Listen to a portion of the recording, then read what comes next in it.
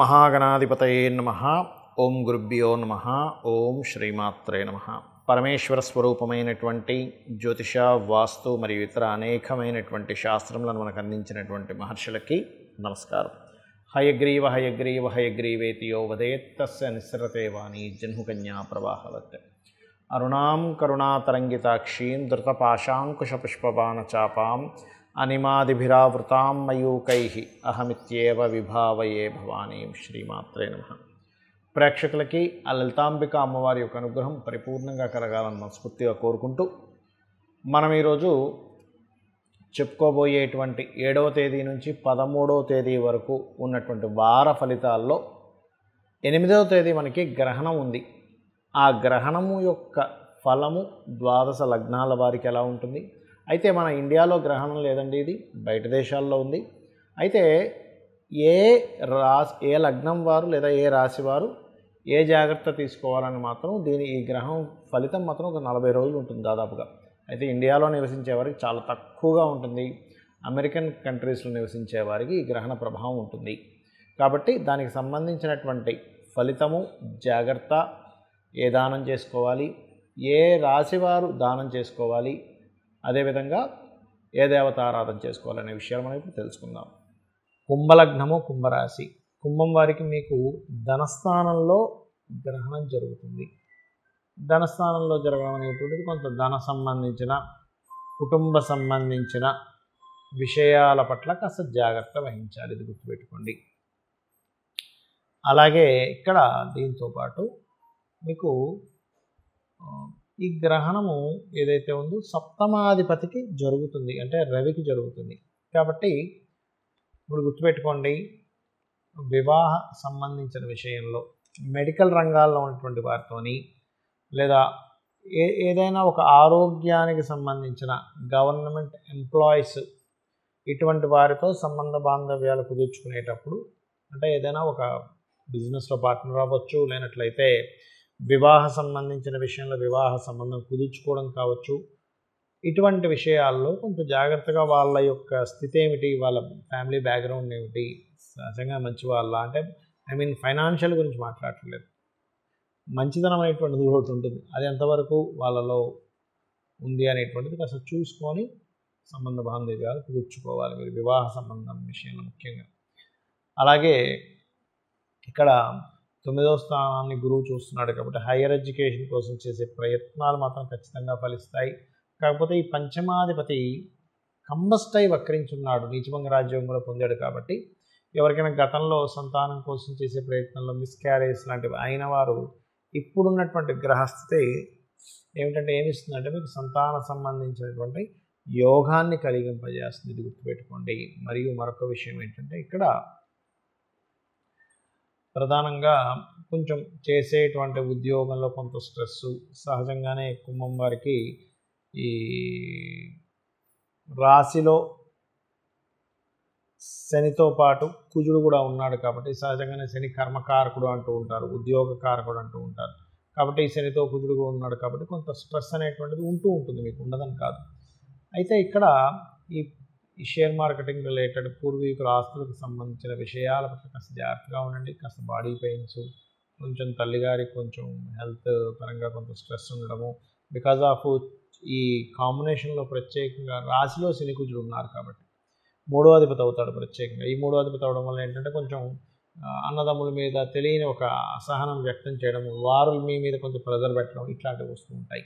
అయితే ఇక్కడ ఓవరాల్గా చూసుకుంటే మీరు కాలభైరవ అష్టకం కానీ, కాళికాదేవి యొక్క అమ్మవారి ఆరాధన చేయడం కానీ, సుబ్రహ్మణ్యేశ్వర స్వామి యొక్క ఆరాధన చేయడం కానీ ఇవి కనుక చేస్తున్నట్లయితే బాగుంటుంది. కాకపోతే మీకు ధనస్థానంలో ఈ యొక్క గ్రహణం ఏర్పడుతుంది కాబట్టి ముఖ్యంగా లలితా సహస్రనామాల్లో ఒక 3 నామాలు ఉంటాయి, ఇవి చేయండి, అన్ని విధాలు బాగుంటుంది. అవి ఏమిటి అంటే, 1 ఓం సంపత్కరీ సమారూఢ సింధుర వ్రజ సేవితాయై నమః. 2వది ఓం నవవిద్రుమ బింబశ్రీ న్యక్కారి రతనచ్చదాయై నమః.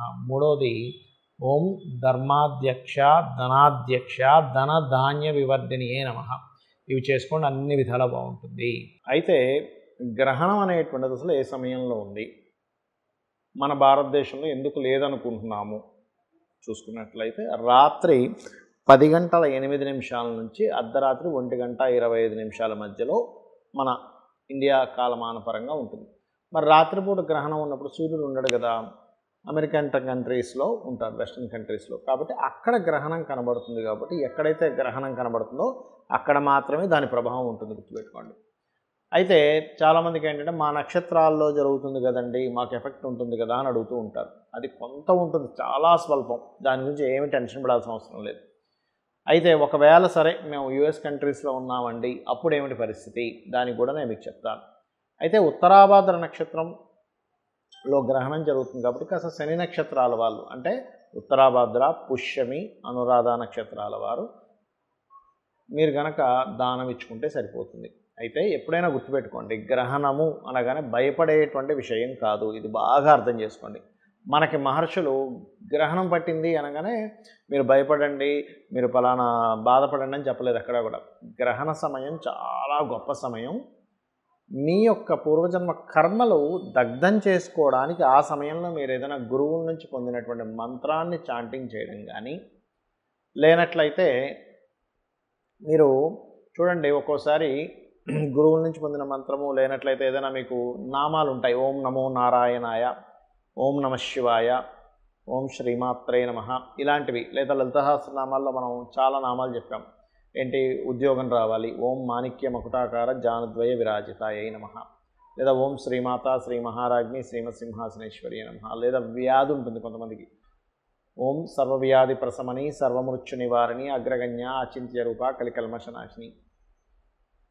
అలా ఏంటంటే మీకు ఉన్నటువంటి సమస్యని బట్టి లలితా సహస్రనామాల్లో ఒక నామం తీసుకొని చేయడం వల్ల ఏమిటి, ఆ గ్రహణ సమయంలో శక్తి ఎటువంటిదంటే మీరు ఒక్కసారి చేస్తే 1000 సార్లు చేసిన ఫలితం వస్తుంది.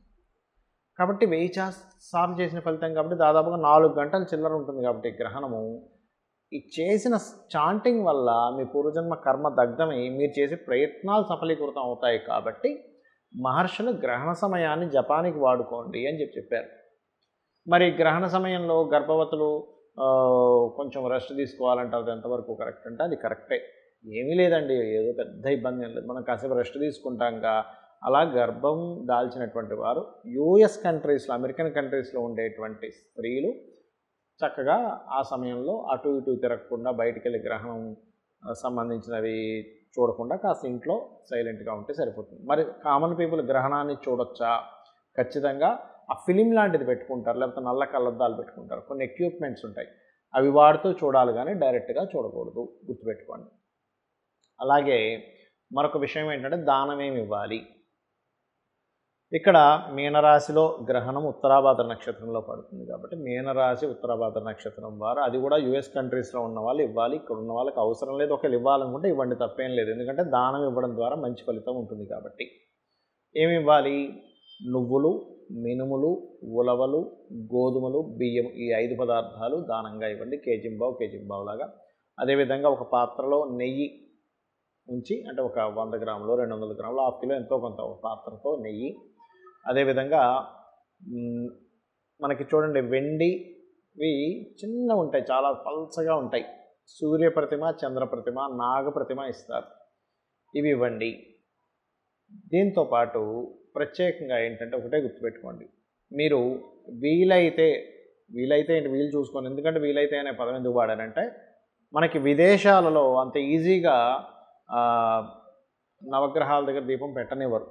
ఒకవేళ పెట్టే ఆస్కారం కనుకున్నట్లయితే నవగ్రహాల్లో రాహుకేతు గ్రహాల దగ్గర దీపారాధన చేయండి, వీలైతే శని భగవానుడి దగ్గర కూడా. మరొక విషయం ఏంటంటే ఇక్కడ గమనించుకున్నట్లయితే ఈ యొక్క గ్రహణం యొక్క దోషము నేను మీకు ఇందాక ఒక్కొక్క నక్షత్రము ఒక్కొక్క రాశి వారికి చెప్పాను. అది కేవలం ఆ యొక్క విషయాల్లో జాగ్రత్తగా ఉండడం మాత్రమే సూచన, కానీ ఏదో అయిపోతుంది అమ్మో గ్రహణం భయపడాల్సిన పని లేదు. ఎప్పుడైనా గుర్తుపెట్టుకోండి, ఒక గ్రహణం వస్తుంది అంటే ఓకే దీని మూలంగా ఇది, ఇక్కడ దానం ఇచ్చుకునే స్తోమత లేదు అంటే ఎవరు దొరకట్లేదు, దానం ఇవ్వడానికి ఎవరు దొరకట్లేదు, అలాంటప్పుడు చక్కగా ఏం లేదు, అమ్మ రక్షించినట్టుగా ఈ ప్రపంచంలో ఏ ప్రాణిని ఇది రక్షించదు కాబట్టి శ్రీమాత్రే నమః చేసుకోండి, ఏమీ టెన్షన్ పడకుండా చక్కగా అమ్మవారు మిమ్మల్ని కాపాడుతుంది. శ్రీమాత్రే నమః.